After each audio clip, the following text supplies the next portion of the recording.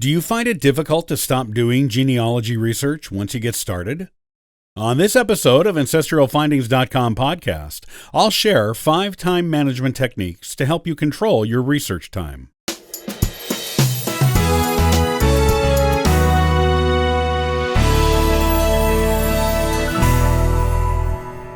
It's easy to get too involved and lose track of time when you're doing genealogy. Once it really becomes a part of you, it's not something you can walk away from easily. Even if you intend to do just a little bit of research or look up just one fact on one ancestor on any given research day, you kind of get into a zone where time doesn't exist. When that happens, you know you are aligned with something you are truly passionate about and meant to be doing. However, you will also find that you have sat in front of the computer for 15 hours or stayed at the archives building from opening until closing without realizing more than a few minutes have gone by. Unless you're lucky enough to have a spouse or family members or friends who are just as excited about genealogy as you, this tendency of yours to get lost for entire days in the world of family history research can be quite irritating to them. To avoid getting those you love mad at you, and to make sure you leave time in your life for other things besides genealogy, it's hard, I know.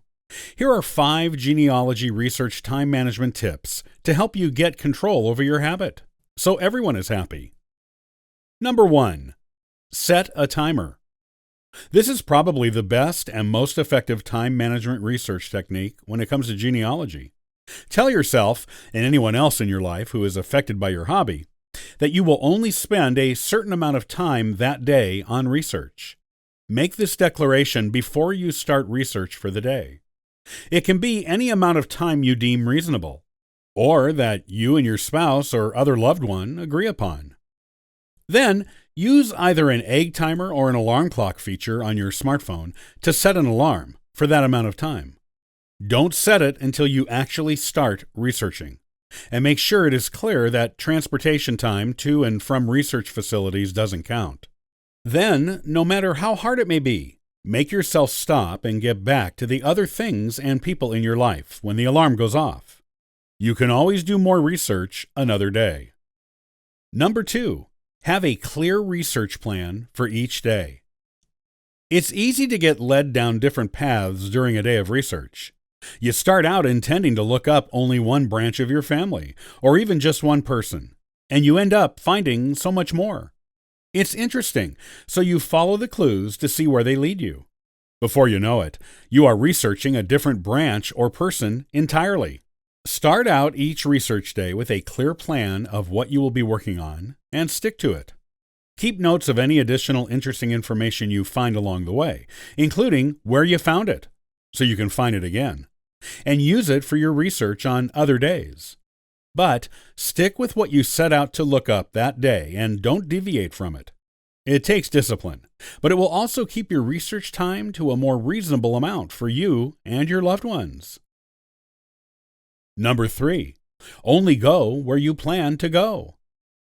If you're having an in-the-field research day where you're visiting cemeteries, libraries, archive buildings, town historians, town clerks, churches, courthouses, or other places away from your home, there is always the possibility of finding leads you never expected to find.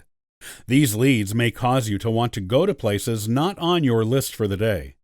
You'll probably think that just one more stop won't hurt, and may help you find exciting new information on your family. While this may be true, it can also lead to a much longer day on the road than you planned, resulting in irritated loved ones who were expecting you back ages ago. Stick to your planned list of places to go that day, and return to any new potential places to visit you discovered during your trip on another research expedition. Number 4, use the child controls on your tablet. Many of today's new tablets have child controls that parents can set to turn off the tablet after a certain amount of time. This limits the time a child spends on that tablet each day, so the child gets to enjoy other things too. If you're doing genealogy research on your tablet, set those child controls for yourself.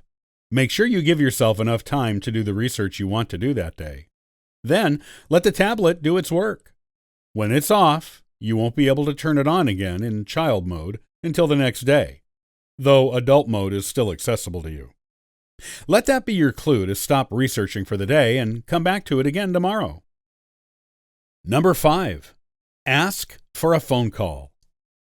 Tell your spouse, friend, or anyone else with whom you live with that you will stop researching for the day at a certain time. Then, ask them to call you at that time and remind you of your promise to stop and come home. Actually hearing the voice of the person who expects you back soon after the phone call is a very good motivator to stop for the day and leave additional research for another time. It is hard to stop researching once you get started. Once you've been doing genealogy for a while, you will realize this. While it's okay to get lost in it once in a while, don't make it a habit if you have other people depending on you. Use these time management techniques, and you will always stay on your loved one's good side.